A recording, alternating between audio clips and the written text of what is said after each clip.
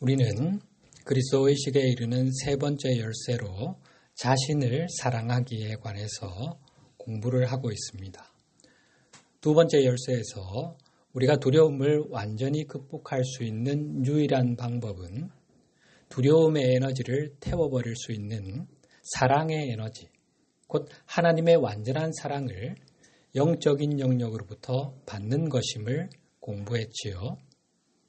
그런데 우리가 하나님의 조건 없는 사랑을 받지 못하게 그 사랑의 흐름을 방해하는 요소가 우리 안에 있으니 그것은 바로 죄의식, 열등감, 자기 비하라고 했습니다. 에고가 우리의 영적 여정을 저지하기 위해 우리 안에 심어놓은 장애물이지요. 이것을 극복하는 것이 그리스도 의식의 여정에서 우리가 마주하게 되는 세 번째 도전의 주요 과제입니다. 이를 위해서는 많은 사람이 흔히 가지고 있는 몇 가지 환영들을 살펴보고 그것을 놓아버려야 하는데 그 중 하나가 바로 원죄 개념이라고 했습니다. 원죄 개념은 모든 사람이 죄인으로 태어나기 때문에 구원받을 자격이 없으며 따라서 나를 위해 모든 것을 해주는 외부의 구원자가 필요하다는 의미를 내포하고 있습니다. 이것은 우리가 하나님에게서 흘러오는 조건 없는 사랑, 그 완전한 사랑을 받지 못하게 하기 위해 거짓 교사들에 의해 고안된 환영, 거짓말이라고 했습니다. 여기에 들어있는 핵심적인 의미는 우리가 신이나 우리 시조들의 일방적인 선택과 결정으로 인한 무력한 희생자가 아니라는 것입니다. 우리는 자신의 운명을 스스로 결정해가는 존재들입니다. 이것이 창조주의 자녀라는 위상에 걸맞은 진실이지요. 창조주에게서 우주에 대한 통치권을 위임받은 신의 자녀들의 운명이 외부의 힘에 의해 좌우된다는 것은 말이 안 되지요. 환생, 카르마, 인과의 법칙, 자기 책임의 원리 등을 고려할 때 현재 우리가 겪고 있는 어려움, 시련, 고통, 카르마 상황은 이전 생애들에서 우리가 했던 선택의 결과라는 것이 논리적인 귀결입니다. 그렇다면 과거의 불완전한 선택을 바로잡아 현재의 상황에서 벗어날 수 있는 것도 우리 자신입니다. 과거의 실수, 그릇된 선택을 되돌릴 수 있는 방법이 뭐라 했습니까? 모든 불완전한 선택은 반그리스도 의식의 영향 아래에서 행해진 것이기 때문에 그리스도 의식에 기반한 새로운 선택을 함으로써 과거의 선택을 무효화시키면 된다고 했지요. 그런데 어떻게 이게 가능할까요? 과거는 이미 확정되어 지나가 버렸는데 어떻게 그 선택의 효력을 바꾼다는 말입니까? 우리가 반그리스도 의식에 기반하여 내린 과거의 불완전한 선택들은 모두 하나님의 뜻에 불순종한 것일 텐데 그리고 거기에는 도저히 용서받을 수 없을 것 같은 끔찍한 일들도 분명히 있을 텐데 말이죠. 현재 다른 선택을 한다고 어떻게 그것이 무효화될 수 있다는 것이지요? 그렇게 되는 원리가 뭘까요? 우리가 모르는 어떤 특별한 영적인 법칙이라도 있는 걸까요? 중요한 영적 법칙이 있지요. 하나님이 정해놓으신 물질 우주의 절대 법칙. 우리가 이미 잘 알고 있는 것입니다. 바로 자유의지의 법칙입니다. 자유의지의 법칙에는 자신의 자유로운 의지에 따라 내리는 현재의 결정이 과거의 것을 대체한다는 내용이 들어 있습니다. 한 번 내린 결정은 영원히 되돌릴 수 없는 것이 된다면 우리는 과거에 묶이게 되고 우리 존재의 이유요 목적인 자기 초월을 이루어갈 수 없게 되겠지요. 하나님은 우리가 자유의지를 통해 과거의 불완전한 선택에 매이지 않고 끊임없이 자신을 초월해 갈 수 있게 그렇게 이 물질 우주와 우리 존재를 설계하신 것입니다. 자유의지에 담겨있는 은총이 보이십니까? 창조주 하나님은 이 은총의 선물을 우리에게 주셨고 당신이 세우신 이 법칙을 지극히 존중하십니다. 그리고 하나님은 우리에게 주신 이 자유의지를 결코 회수해 가지 않으실 것입니다. 우리가 죄악, 카르마 또는 달리 어떻게 부르든 지금 이 순간도 하나님의 뜻을 어길 수 있는 하나님의 법도를 거스를 수 있는 능력이 여전히 우리에게 있다는 사실이 이것을 증명해 주지요. 우리는 날마다 하나님의 뜻을 거스르는 선택을 할 수 있고 매 순간 하나님의 법에 어긋나는 결정을 내릴 수 있습니다. 사실 그런 불완전한 선택과 결정으로 점철되어 온 것이 우리의 지난 삶의 여정이 아닙니까? 그 결과가 오늘의 현실이 아닙니까? 그럼에도 우리는 멀쩡히 살아있지요. 또 다른 선택의 기회, 또 다른 삶의 기회가 주어지고 있지요. 실제가 보이십니까? 현재 우리가 불완전한 상태에 있다는 바로 이 사실이 하나님이 진실로 우리에게 자유의지를 주셨다는 사실을 증명하고 있으며 또한 하나님은 우리가 자신의 자유로운 의지로 원하는 것은 무엇이든 할 수 있게 허용하고 계신다는 사실도 증명하고 있습니다. 하나님이 우리에게 자유의지를 주지 않으셨다면 또는 어느 순간 그것을 회수하셨다면 이럴 수는 없는 거지요. 다만 자유의지에는 책임이 따르게 마련입니다. 하나님은 우리가 자신이 내린 선택에 대한 결과를 반드시 경험하게 하십니다. 우주거울, 인과의 법칙, 작용-반작용의 법칙, 카르마의 법칙 등이 이를 구현하기 위한 원리들이지요. 우리가 자유롭게 선택만 할 수 있고 우리가 내린 선택에 대한 결과를 경험하지 못한다면 성장이 어떻게 가능할까요? 그렇게 되면 자유의지가 무슨 의미가 있을까요?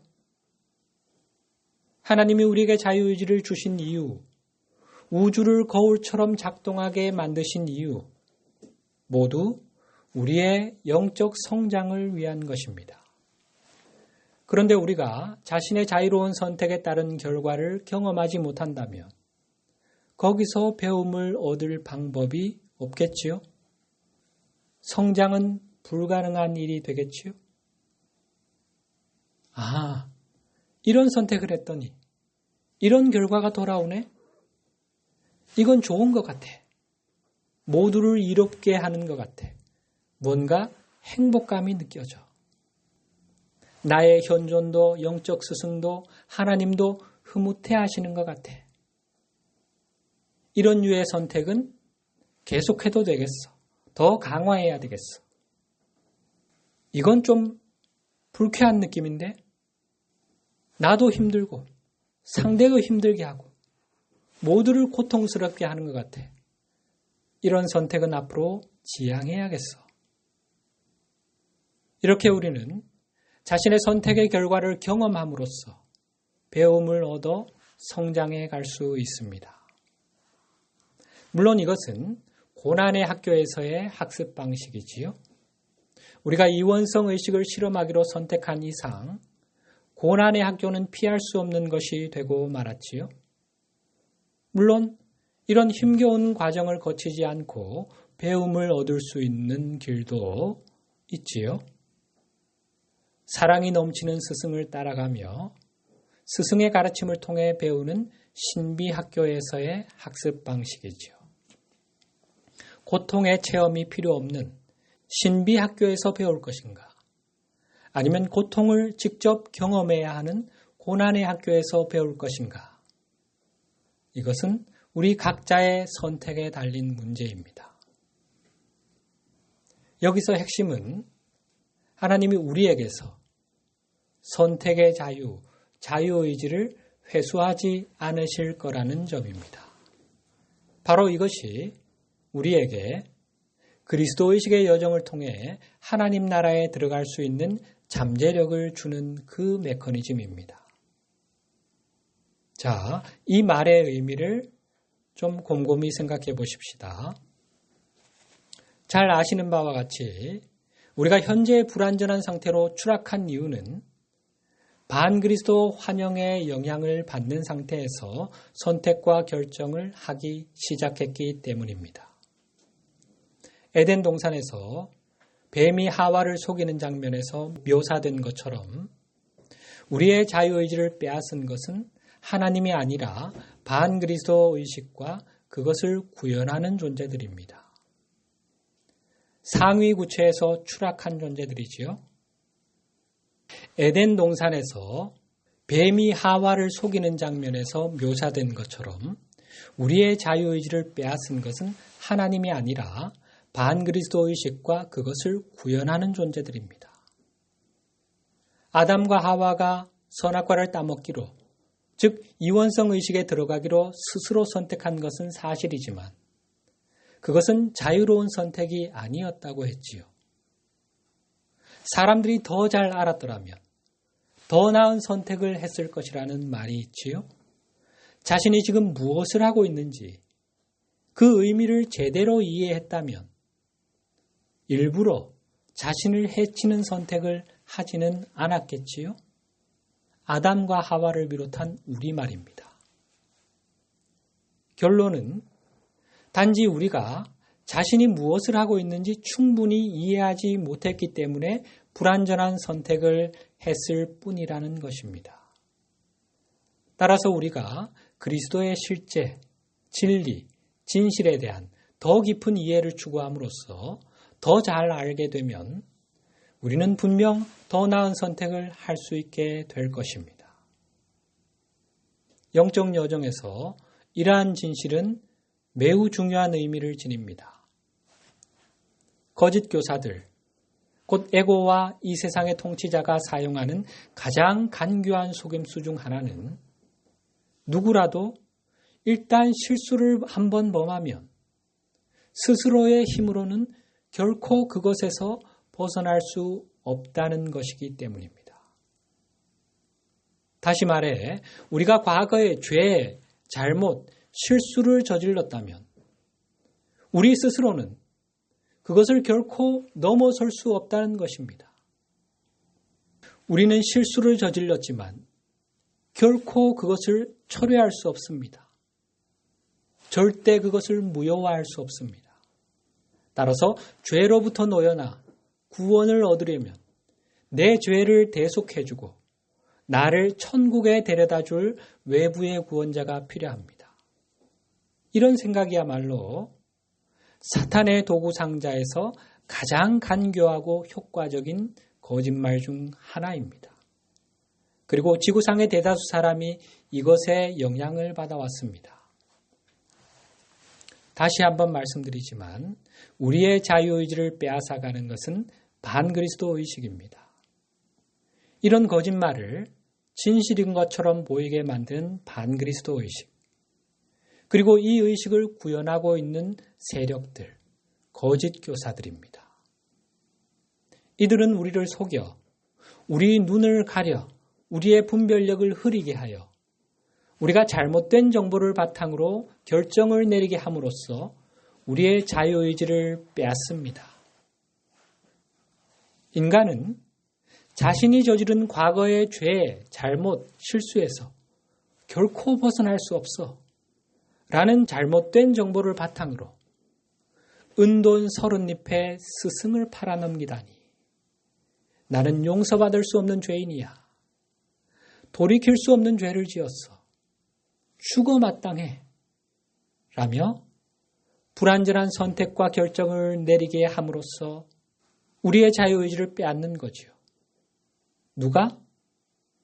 반그리스도 의식과 거짓 교사들이. 이런 계략에 넘어가서 스스로 생을 마감한 주님의 제자 가룟 유다지요.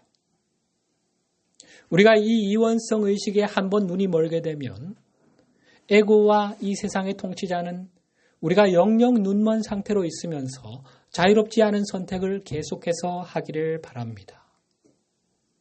여러분, 오늘날까지 이 유다와 같이 거짓 교사들에 의해 속아서 스스로 생을 포기하고 마감한 영혼들이 얼마나 될까요?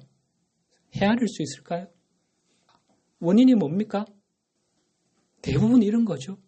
깊은 죄책감이 나는 아니면 상처, 돌이킬 수 없다고 생각되는 것들, 그 과거 때문에 견딜 수가 없어서 다 속고 있는 거죠. 우리도 아마 이런 선택을 했던 적이 아마 있을 겁니다. 수백 생을 살아왔다면. 그러나 하나님은 결코 우리의 자유의지를 빼앗지 않으십니다.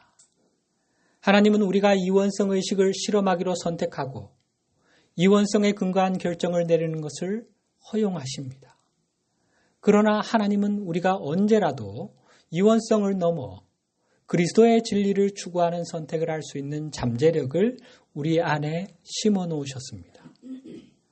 따라서 우리는 환영 너머의 실제를 보고 그것을 바탕으로 진정으로 자유로운 선택을 할 수 있는 의식 상태로 언제든 돌아갈 수 있습니다.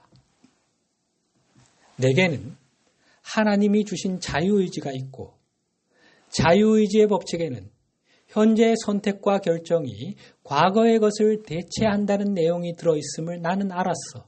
배웠어. 생의 기로에서 내 앞에 나타나신 주님께서 알려주셨어.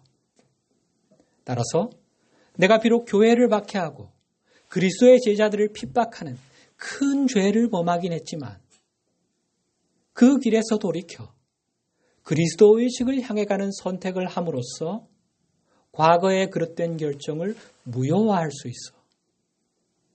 누구든지 그리스도 안에 있으면 새로운 피조물이 되는 거야. 이전 것은 지나가고 새 것이 되는 거지.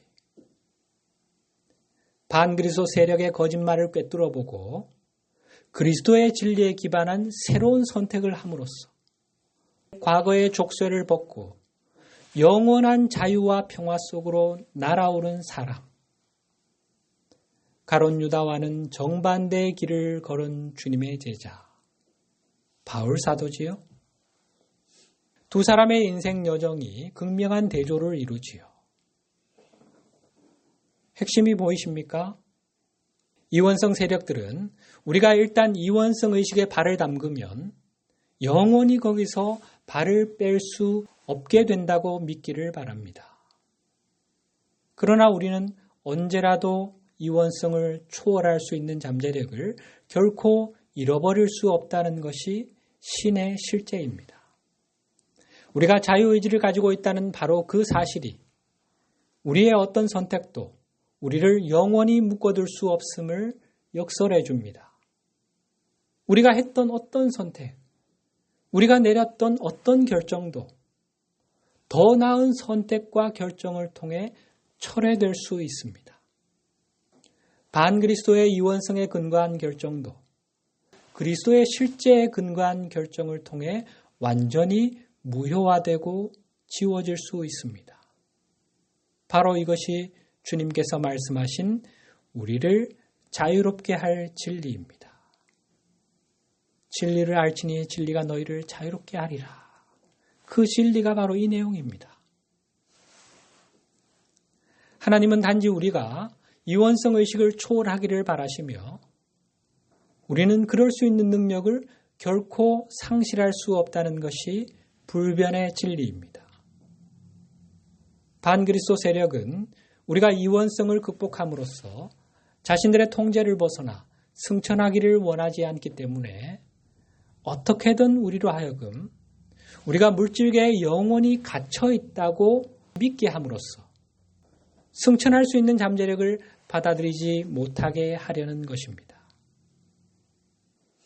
이제 우리는 영적 구도자들이 흔히들 오해하는 아주 미묘한 문제를 다뤄야 할 지점에 도달했습니다.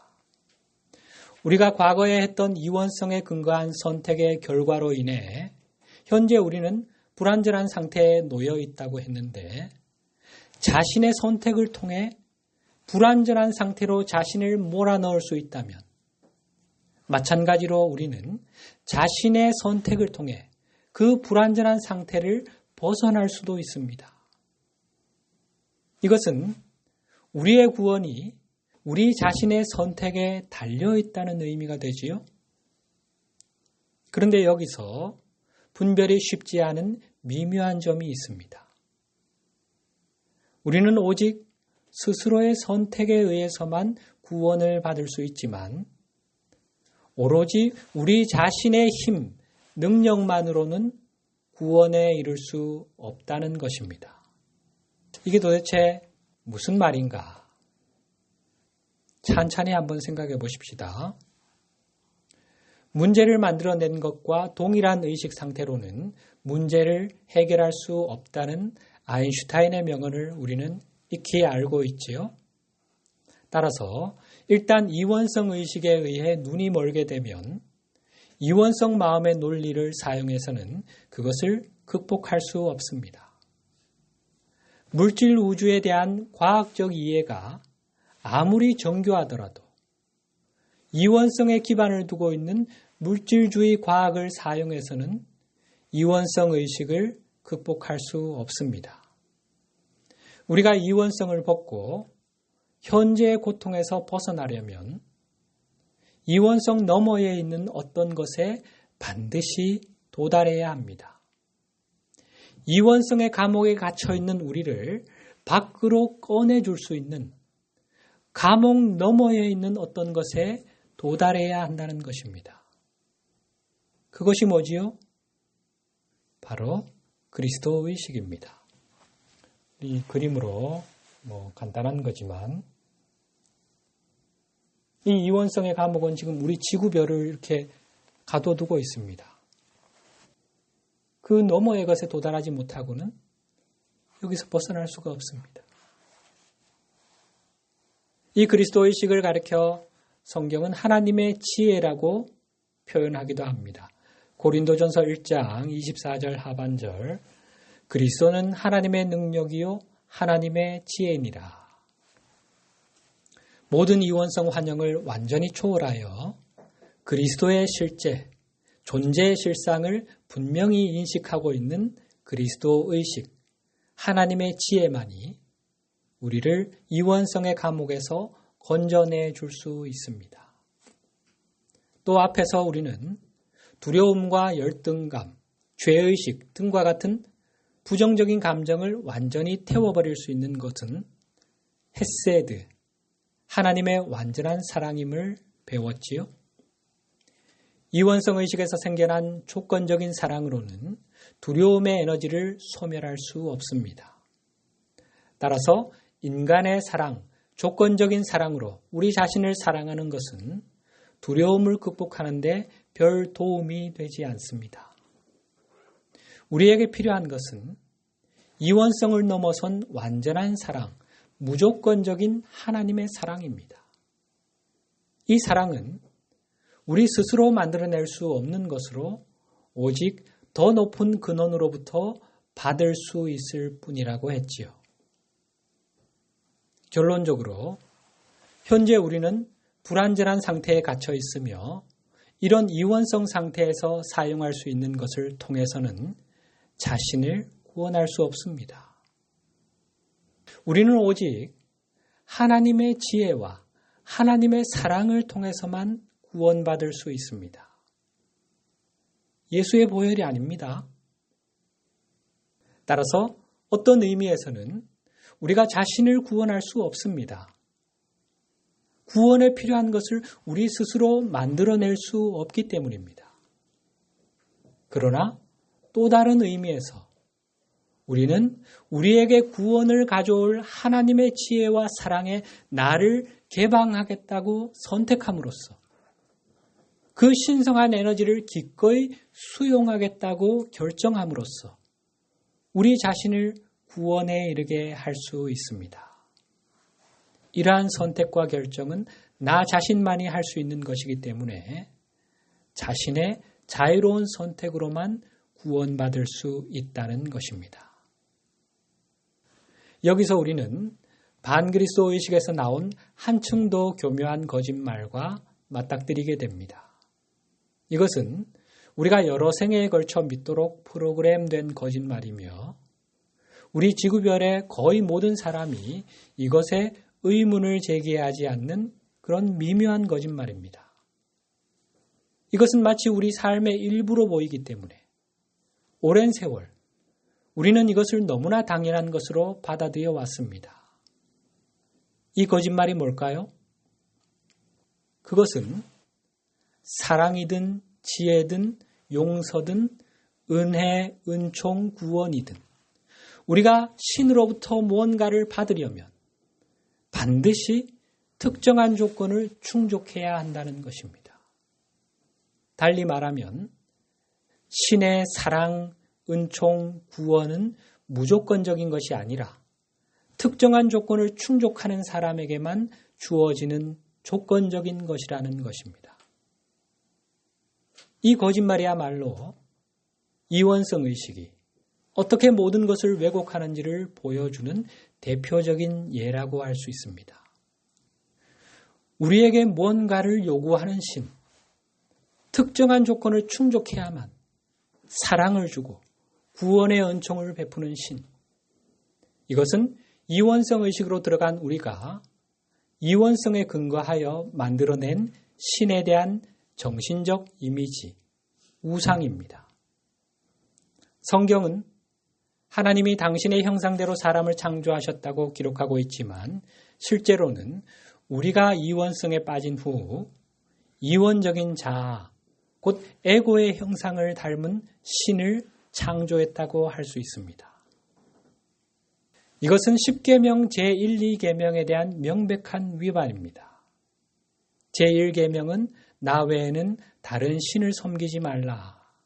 제2계명은 우상을 만들지 말라. 에고를 닮은 신을 창조한 것이 왜 10계명에 대한 위반이지요? 이것은 신에 대한 이원적인 이미지, 곧 우상을 창조한 후 그것을 하나님의 지위로 격상시켜 참 하나님을 가려버리는 것이기 때문입니다. 에고는 정신적인 이미지를 만들어 그것을 삶의 화면에 투사해서 실제를 보는 대신 그 이미지에 집착하는 성향이 있지요. 이원성에서 태어난 에고는 결코 한 마음, 하나이신 하나님을 직접 경험할 수 없기 때문에 자신이 만들어낸 정신적인 이미지, 그 우상에 집착하는 거지요. 사과 맛을 직접 경험하는 것이 불가능하기에 그 맛에 대한 언어적 설명을 통해 형성된 정신적 이미지에만 집착하여 그것이 진짜라고 믿는 것입니다. 이 지점에서 이러한 가르침이 선뜻 받아들여지지 않는 느낌이 드시는 분들이 있을 겁니다. 왜냐하면 물질계의 삶, 곧 우리가 매일같이 마주하는 현실의 삶은 하나님의 사랑이 분명히 조건적이라는 것을 확인시켜 주는 것 같기 때문입니다. 지금 이 순간 여러분은 하나님의 사랑을 경험하고 계십니까? 정말 그렇다고 자신 있게 말할 수 있습니까? 하나님의 온전한 사랑을 제대로 경험하고 있다는 것은 모든 결핍의 느낌과 고통을 완전히 초월하여 지고의 기쁨, 평안, 행복감, 온전하다는 느낌, 충만감이 내 안에서 넘쳐나고 있다는 의미인데 우리가 이런 상태라면 이미 이 물질계를 떠났겠지요. 물론 하나님의 은혜와 사랑을 일시적으로 경험할 수는 있지만 그것이 영원히 지속되는 경지는 아니지요.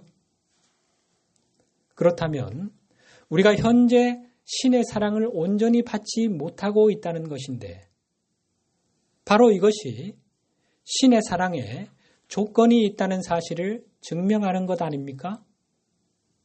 우리가 지금 이 순간 하나님의 사랑을 경험하지 못하고 있는 이유는 사랑을 받는 데 필요하다고 신이 규정해 놓은 조건들을 우리가 충족하지 못하고 있기 때문 아닐까요? 우리가 신의 사랑을 원하지만 현재 우리에게 신의 사랑이 없다는 사실은 신이 어떤 이유로 그것을 허락하지 않고 있다는 의미일 수밖에 없는 것 아닙니까? 자, 이것은 일견 논리적인 추론으로 보이지만 우리의 현재 의식 상태에 근거한 논리일 뿐입니다. 실제로 하나님은 당신의 사랑을 받기 위한 조건들을 우리에게 제시하신 적이 없습니다. 신의 사랑을 받을 자격이 없다고 생각하게 만드는 조건들을 규정한 것, 적어도 다른 사람들이 만든 조건들을 받아들인 것은 바로 우리 자신입니다. 우리는 이 우주의 궁극적인 법칙인 자유의지의 법칙을 사용해 우리가 만들거나 받아들인 조건이라는 빗장으로 우리 존재를 닫아 걸고는 하나님의 사랑이 우리를 통해 흐르지 못하게 막고 있는 것입니다. 창조주는 우리의 자유의지를 절대적으로 존중하시기에 우리가 자신을 열려고 하지 않는다면 하늘의 어떤 존재도 우리에게 하나님의 사랑을 받으라고 강요하지 않으십니다. 여기에 작용하는 역학에 관해서 좀 더 깊은 가르침으로 들어가 보십시다. 자, 우리가 이 지구별의 육화한 목적을 다시 한번 상기해 보십시다. 이전 강론들에서 우리는 우리가 여기 있는 이유가 신과 함께하는 공동창조자로서 봉사하기 위해서임을 공부했지요. 성경은 이것을 베일에 가려진 언어로 묘사하고 있는데 창세기 1장 26절 우리가 익히 아는 구절이지요. 하나님이 이르시되 우리의 형상을 따라 우리의 모양대로 우리가 사람을 만들고 그들로 바다의 물고기와 하늘의 새와 가축과 온 땅에 기는 모든 것을 다스리게 하자. 이 말씀에 담긴 참된 의미는 우리는 물질적인 존재이거나 인간적인 존재가 아니며 죽을 운명의 죄인도 아니라는 것입니다. 나아가 우리는 신과 함께하는 공동창조자로서 설계된 존재라는 것입니다. 앞에서 우리 인류는 구원받을 필요가 있는 불완전한 상태에 처해 있다고 했지요. 또 구원받기 위해서는 우리에게 그리스도의식의 지혜와 조건 없는 하나님의 사랑이 필요하다고 했습니다.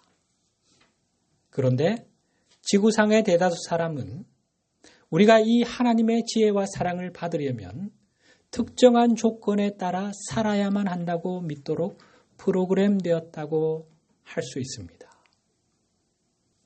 여기서 우리가 분명히 알아야 할 것은 하나님의 지혜와 사랑을 받기 위해서는 어떠한 조건도 충족할 필요가 없다는 것입니다. 왜 그럴까요? 본래 우리는 하나님의 지혜와 사랑이 우리를 통해 흐르도록 설계된 존재들이기 때문입니다. 우리는 공동창조자로 설계되었는데 공동창조자인 우리가 공동창조를 하는 방법은 그리스도의식의 지혜에 근거해서 사랑의 에너지 흐름을 지휘함으로써 그렇게 합니다. 이렇게 하는 것이야말로 우리가 본래 설계된 대로 행하는 것입니다. 따라서 우리 하위 존재의 정수인 의식하는 자가 하나님의 지혜와 사랑을 받는 것은 너무나 당연하고 자연스러운 것입니다.